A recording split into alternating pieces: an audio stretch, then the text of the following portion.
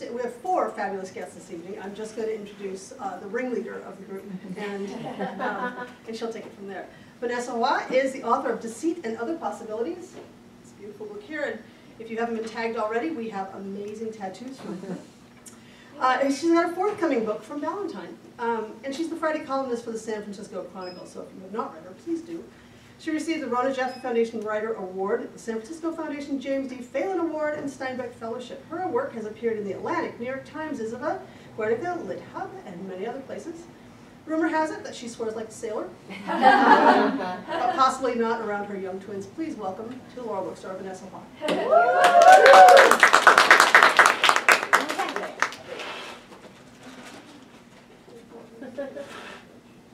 Oh, wait, that's not me.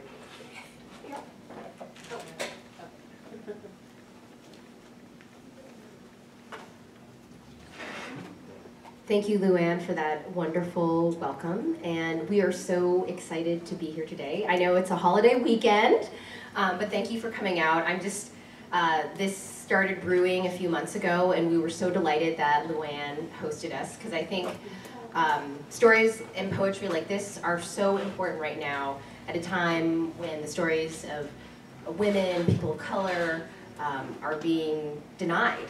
They're being dehumanized, and so I think work like this is a cause for celebration and also of resistance. So I will be reading from my debut collection, Deceit and Other Possibilities, and I am reading from a story, an excerpt from The Older, the Ginger. Sometime after lunch, old Wu realized he'd been kidnapped. On the way from the airport, his cousin had taken a detour. If he'd driven in circles or gone the wrong direction, old Wu wouldn't have known the difference. More than a half-century ago, he left the hills green with pine and bamboo for San Francisco and hadn't returned since. His cousin wasn't the son of an aunt or an uncle, but a relative of some kind from the village who possessed a wreck of a car and had volunteered to fetch old Wu. Less than an hour into the drive, his cousin parked in front of a concrete building, a restaurant famous for the local specialty, gaelong, rice flour dumplings pleated in the shape of ingots and deep fried. They were the only customers at the only table, and the only staff his cousin's daughter, Little Treasure. She hovered, simpering and smiling like a courtesan. It was startling to find himself in high demand after his years among the bachelors of Chinatown. Finding a wife had been a competitive endeavor, and old Wu hadn't much to differentiate himself as a suitor. Just another waiter turned cook. Others had gone on to run restaurants, laundries, farms, and factories and moved to the suburbs, but old Wu never left. By the time families crammed into Chinatown's tenements, it was too late to start his own. Then, his mother had written, insisting old Wu marry. She was 93. He was 76. Come back, she told him. Come back and find a wife. Little Treasure dropped off toothpicks and a bowl of lychees and poured another cup of tea, but he refrained from drinking. He had a long ride ahead to his village. His leaky bladder didn't need more pressure, and the strong brew made him jittery. A few minutes ago, his cousin had excused himself to urinate, and old Wu should too. But when he tried to turn the handle of the restaurant's front door, it didn't budge. It must be stuck, the wooden frame warped and swollen. Hey, hey, he shouted. Little Treasure tugged on his elbow. Uncle, eat. She looked at him coyly from beneath her lashes. Does it taste like how you remember? We filled ours with air, he said. During his childhood, his family ate meat only once a year during the spring festival, but this young girl had never known such want, only China on the rise and none of its turmoil. He knocked again and leaned his weight against the door. Locked. He searched for another exit, but didn't see another door, and the sole window was too small to squeeze through. He'd heard of brides abducted by grooms, but never a kidnapped groom. His cousin must want to present his daughter to old Wu to make her the first and most memorable candidate for marriage and the green card that came along with the deal. In time, she could sponsor her parents, her siblings, their spouses, and their children to immigrate, a prize her father wouldn't let slip out of his fingers. Uncle, eat. Little Treasure had a broad, plain face, placid as a cow, her beauty residing in the cascade of inky black hair that fell to her waist. In a tight t-shirt and flared jeans, she was as tall as him and twice as strong, with the muscular arms of a model revolutionary. She could level weeds and enemies alike. She could pin him to the narrow bed that he now noticed beneath a calendar of beer models. Uncle, he'll be back soon. Sit, sit, you've had a long flight. He settled into his chair. Even if he escaped, he didn't know where he was or how far he'd have to walk to his village. Soon enough, his cousin would understand that love at first sight hadn't transpired. Little Treasure would have to wait her turn to be ranked and compared to the other women whom the village elders had selected for his consideration. Her hand crept to his thigh. He pushed it away. "Let me help you," she whispered. Her face burned. He shuffled away, wondering if his cousin was spying through a crack, trying to catch old Wu in an indelicate position. And who could blame him? China was becoming a superpower that launched astronauts into space, put on an Olympics breathtaking in its scale and magnificence, and might soon become the Middle Kingdom around which the world revolved. But for now, his cousin and Little Treasure remained mired in this backwater, where old Wu presented the best and only prospects. Little Treasure wept, burying her face into her hands. "Young maiden," he began. "Young?" she asked. Her cheeks glittered with tears. "You should see who they have picked out for you.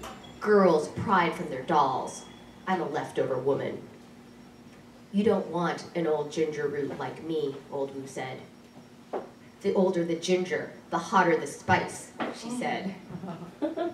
"When is he coming back?" he asked. "As long as it takes," she said. "You're my last chance." "You're not old enough to be thinking about the end," he said. "No one wants meat that's gone off," she said. She pushed the bowl of lychees towards him, which he ate to cleanse his greasy mouth. Juicy and sweet, its flesh snowy white. He spit the shiny pit into his cup palm, and he had another, savoring the sweetness of sultry summer nights. His mother used to peel lychees for him, digging in a thumbnail to break the flesh. Old Wu had been his mother's firstborn and her favorite. When he was very young, he followed her to the river, where she beat laundry against the rocks. How mighty she'd seemed. Warm mud squishing beneath his toes, sunshine heavy on his cheek, and the smell of the river, of wind on water and churned earth.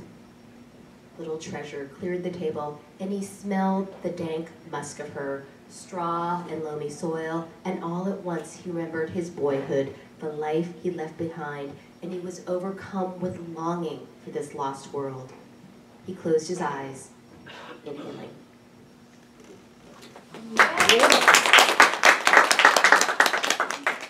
Next up, we have Dara Barnat, all the way from Tel Aviv. She's the author of the debut poetry collection, In the Absence.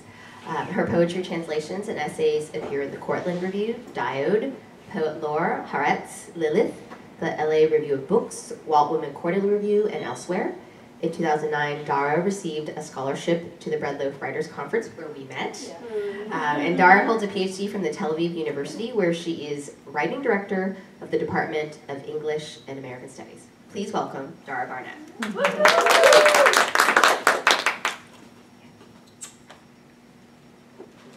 I'm just in the mood to listen tonight, really. To these amazing writers here. I also have to thank Luann, where is Luann, and Laurel Book Store for this wonderful opportunity for us all to read together. And it's a kind of reunion of sorts, old friends and new friends. So this is a book, In the Absence, that's about, is this, the sound is okay? So this is a book about my father, who passed away in 2003. But more so than that, it's a book about the grieving of his illness and his passing. And it's a particular kind of grief, which is what I think of as a deferred grieving. many years went by between his death and when I could really confront it. And the way I did that is that I wrote through it. And this is the book that came from that process of writing through it. So I'm going to read, I think, 4 poems from this collection, starting with the title poem, In the Absence. In the absence. Dark is just dark. Rooms and all we've built are nothing. Chairs with their backs, tables with their legs, beds with their heads. Outside, trees with their leaves. I can't write that wood into a vessel that will carry us to a place where life is a river never not flowing. I close my hand around a filament of sun as it filters through the window, trying to catch its meaning, but light is just light.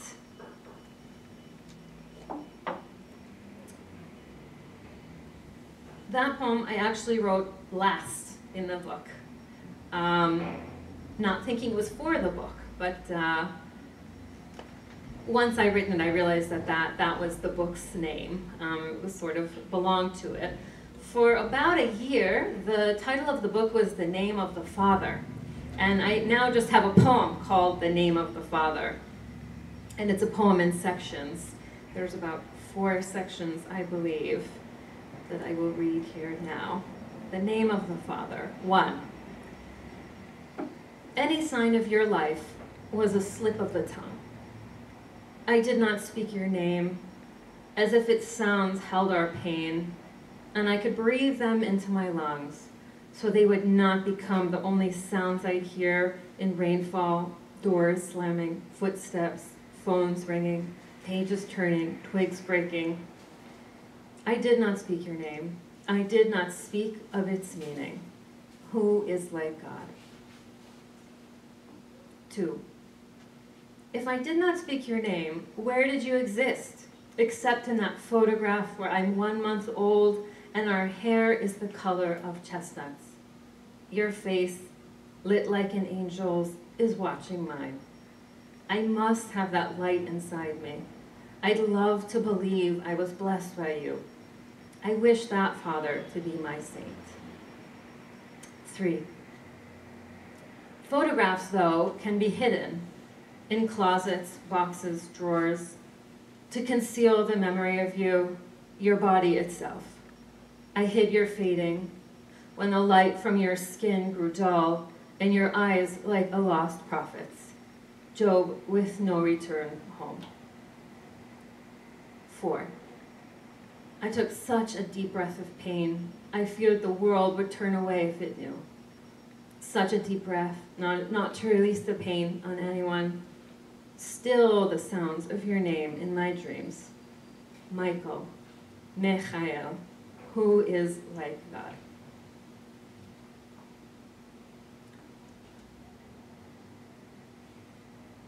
A poem from later in the book is titled Coordinates.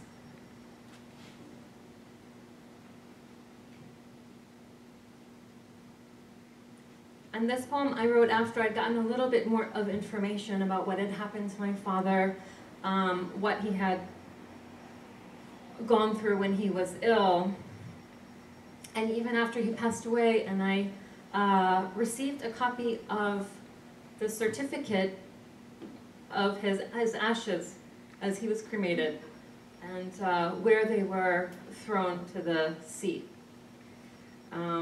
which somehow for me was sad, and yet I also connected with him through that. And this is that poem, Coordinates. The certificate says, my father's ashes were respectfully delivered to the sea, February 19th, 2003. California coastline, latitude 3332 north, longitude 11754 west, according to the laws of this state. With these coordinates, I trace my father on a map. Currents might have carried him to Hawaii, farther than he went in life, where he'd be watching tropical birds. I never wanted to watch birds with my father, but now I'd wait for the brightest one, because I know how quickly they vanish. Or currents might have carried him north to Alaska, where he'd be fishing through the ice. My coordinates are latitude 32.4 north, longitude 34.47 east. I may not be able to reach my father, but I can swim into the Mediterranean Sea, wait for the currents to carry him all the way to Tel Aviv. The last poem I'll read is something I came to even later in the process of mourning.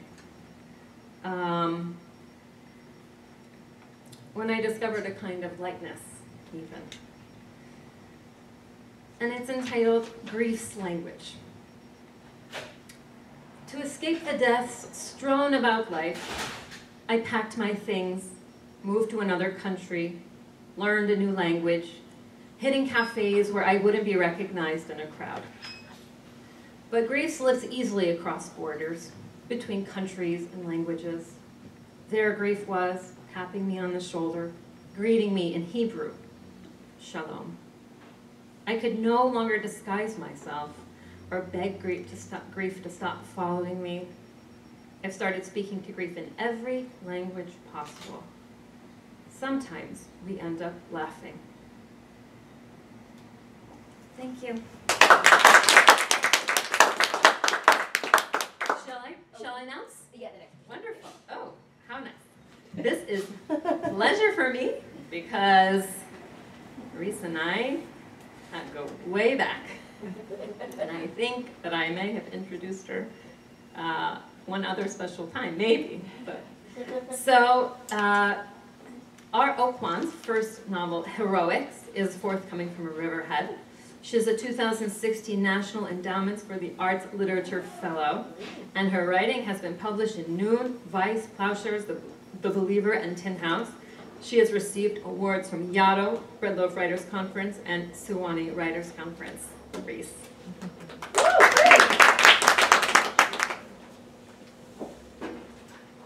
Hi, thank you so much for being here, and thank you to Vanessa for putting this together. Thank you to the bookstore, this beautiful bookstore. Thank you to the web. Independent bookstores like this feel more important than ever in these very, very dark times. I'm going to read an excerpt from my novel titled Heroics, which, well, I've been writing this book for 9+ years, which means I've had a lot of conversations with new friends, dinner party acquaintances, and total strangers, in which they ask what I do, and I say I write, I'm working on a first novel, and they ask what it's about. The quick summary I usually give is that it's about a woman who gets involved with a group of fundamentalist Christians. It turns out to be a cult, and they end up bombing abortion clinics. The most common response I've gotten, and perhaps the oddest, is when people then ask if the novel's autobiographical. I never know what they expect me to say. I'm still figuring that out.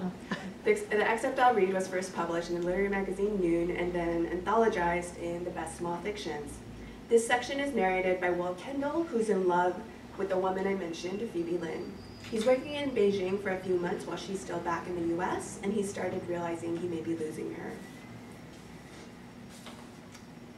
I was at ease in the demi-monde of finance, with its new money cowboy swagger, its practitioners bloated with the confidence of men, and they were all men, paid well at lucrative jobs. The hum of competence filled the office like air conditioning. I built intricate maze-like models, reveling in their fiction of a predictable world. The models multiplied, breeding hypothetical yuan. I liked Beijing, too. In physical fact, I was taller than everyone I met. My stride seemed long and tireless, a conqueror's pace, fit for seizing plunder, measuring land. Even my apartment was sized for shorter people. My feet hung off the bed. While my head approached the dollhouse ceiling, the city put up new towers that pushed against the sky. And the food.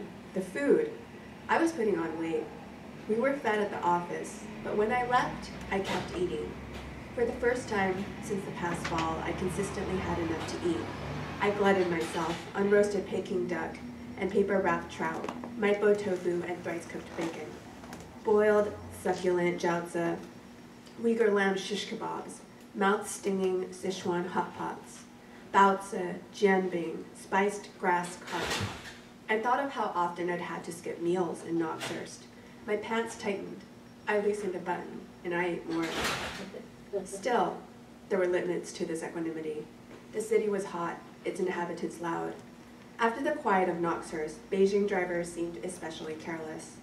Once on a morning in June, I came upon a 5-car pileup.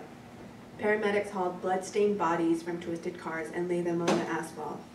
A girl in tight jeans lay in a dark pool of blood so vast, I had the senseless idea her fluids had been squeezed from her body. Then a motorcyclist's wheel flattened the dead girl's foot. I was in Shichichai one evening, less than a mile from my apartment, but I hadn't walked much in the area. Within minutes, I was lost. I continued walking. I assumed I'd find my way. The night was blood temperature. Girls on bicycles swept past, black triangular seats pressing into tight buttocks. No one knew where I was in the old, ill-lit alleys, the zigzag streets of the Hutong, and nobody could look for me. It seemed the tranquility the hermit seeks in the wild, or the starlight on his pillar, could be found in this, the anonymity of solitude. I felt free and blameless. I'd have liked to be lost all night. Too soon I turned a corner and came across the stalls of street food hawkers, steam coiling up in a haze from grills and open pots. At the last cart, I asked for directions in my accent in Mandarin. The vendor replied, but I couldn't understand him. A couple nearby overheard our exchange and offered to help. As he drew me a map, I noticed a girl who stopped to buy food. In the ethereal fire of the hawker's car, I saw the upturned stub of a nose, flat hair streaked blue, a translucent plastic bag with nothing inside. Despite the childish bag, she looked about my age. She had excess baby fat, the kind of flesh a person could grab. When she received the change for her pancakes, she examined the coins, angling her hand to the light. She tucked the money into her pants. She bit into the fried batter, her front teeth tugging free.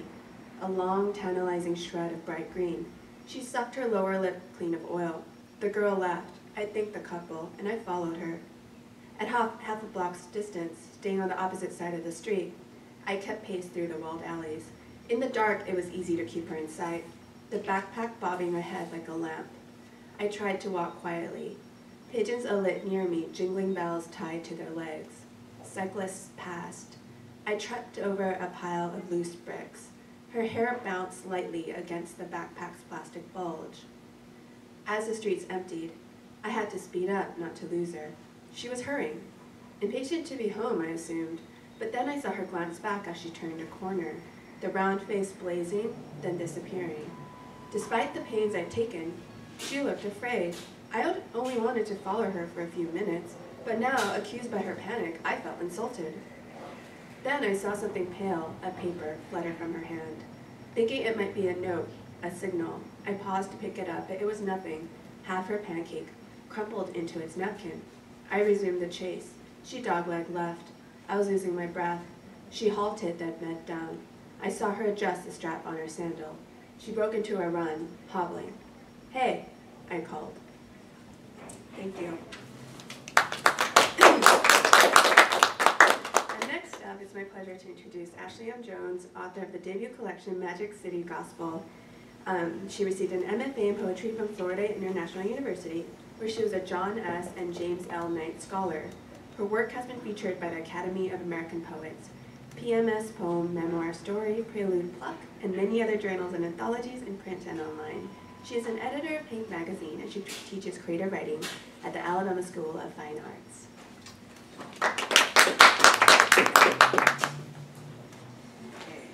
Thanks to Laurel Book Store. This is a strange angle. I don't know if y'all can hear me.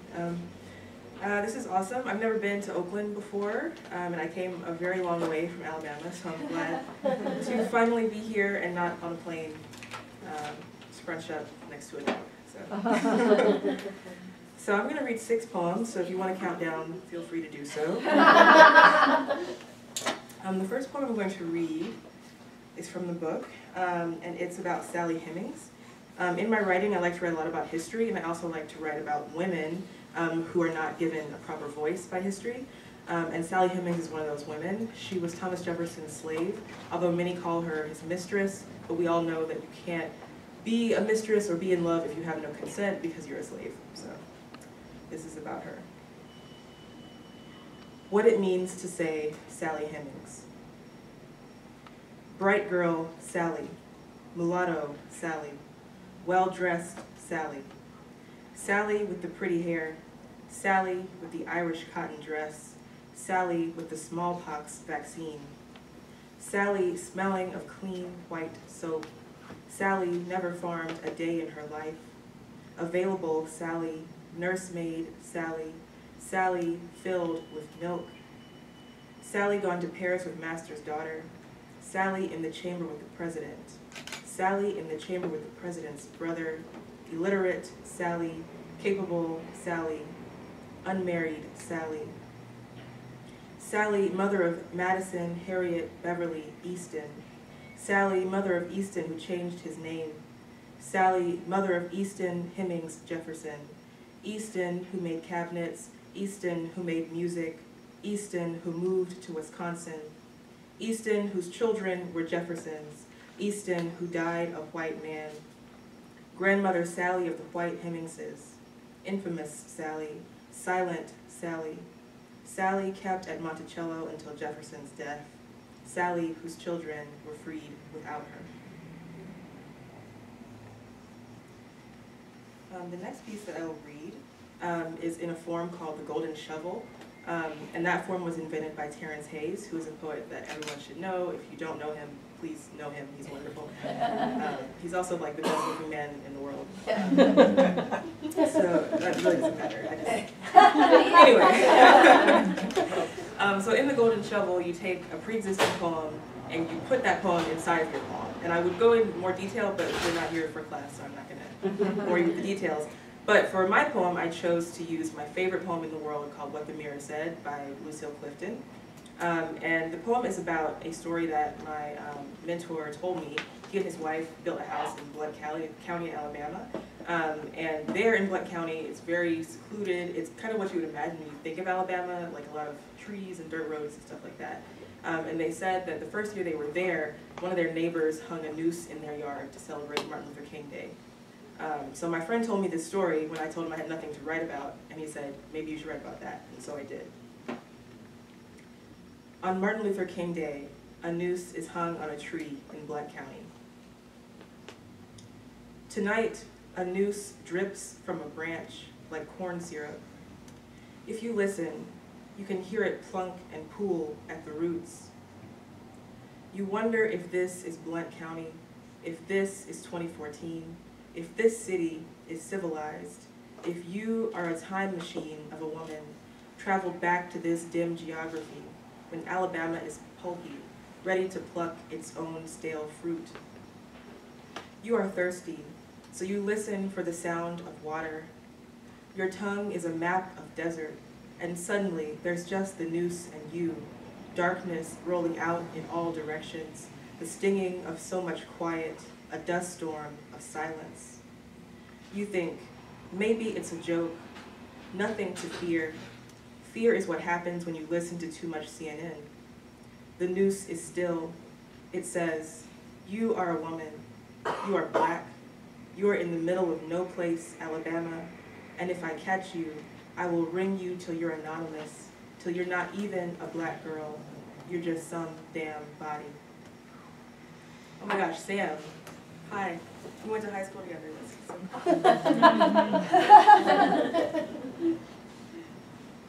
I'm like nervous now that you're here, Sam. Thanks so much. Okay, so the last one from the book that I'll read, because I have some new ones to read, is one that I've actually never read at a reading before, so we'll see how it goes over. Yay! It's called Sojourner Truth Speaks to Her Daughter, 1843. My girl, you do not want to repeat my life. I birthed you kids, standing up, right here by this stove. I watched one die, still dressed in my blood. I saw them beat your father, because own things can't love on a plantation. I saw Welt's volcano and spurt out all over him. I watched his love slide out like pus. You do not want my tall, my strong. You do not want the wrinkles on my face. People say I strolled away from slavery like it was a Sunday matinee. I made speeches. I made words boom. I can make a mean pan of biscuits, thick gravy. I can feed 5 children from a single cut of pork. You do not want too many children from a new husband shoved into you. You do not want unlove. You do not want to sop up the afterbirth with your own mop and pail. You want to know the secret to birthing on your feet? Just squat real low, and when you feel it, honey, let the tide flow. Okay, so these are 3 new poems. If you're counting down, you already know there's only 3 left. So this first one is another one about a woman in history whose voice was silenced. It's about Frederick Douglass's Aunt Hester. And I'm sure everybody knows who Frederick Douglass was because number 45, I don't call him president, but number 45 recently maybe doesn't know that he's not alive anymore. But just in case y'all didn't know, he died a long, long time ago. And he was well known way before a few weeks ago, so just in case y'all didn't know. So his Aunt Hester is in his autobiography.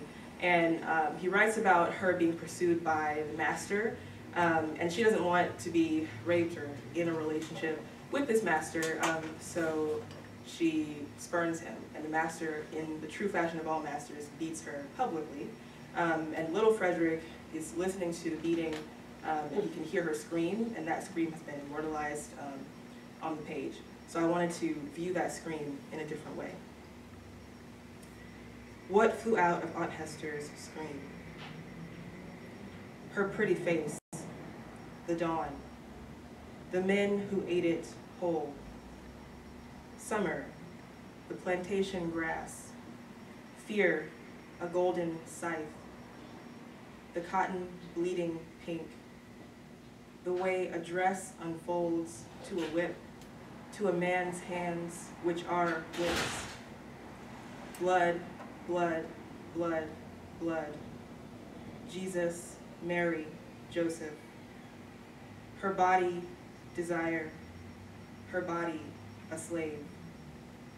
Light. So this poem is a ghazal, and that's another form, it's an Arabic form. And it's about a place called Lost Coon Lake, which is in Whitefish, Montana.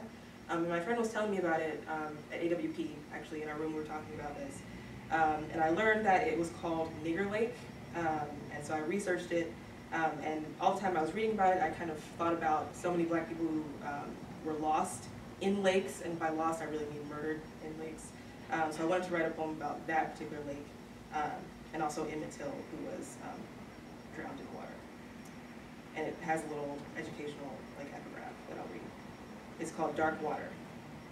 Lost Coon Lake in Whitefish, Montana was originally called Nigger Lake in reference to the black woman who ran a lodge there for lumberjacks in the 18 or 1900s.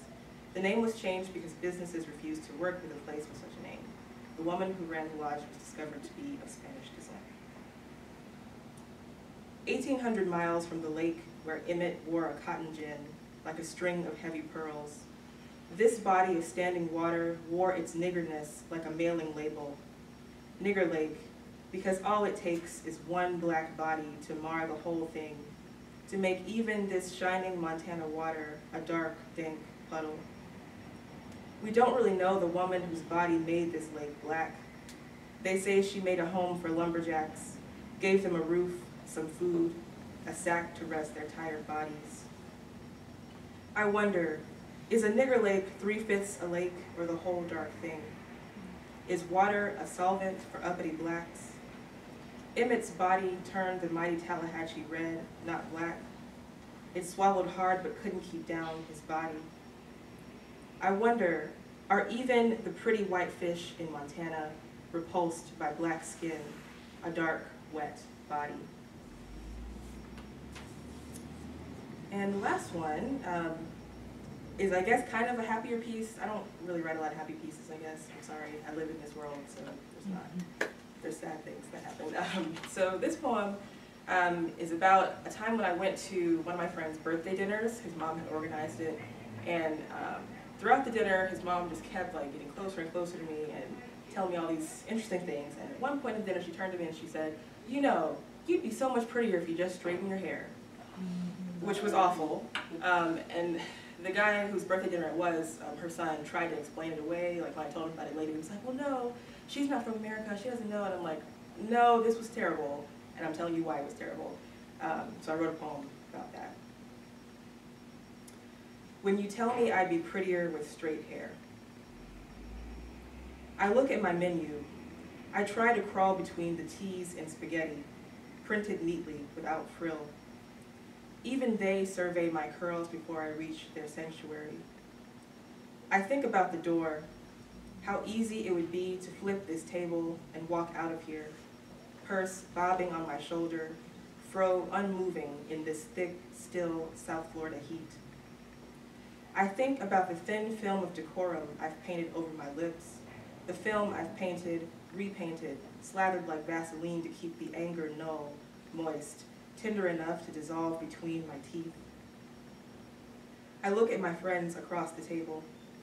They are men, and the most their hair will ever cost is the price of a bi-weekly haircut, investments in boxes and boxes of Rogaine, maybe hair club for men. They will walk into rooms with curls and be called cool, retro, cultured, artsy, bold. How you get it like that, man? Instead of, why didn't you comb your hair? Why do you wear it like that? Don't you want to look pretty? Don't you want it to hang down your back? My back stiffens against this restaurant chair.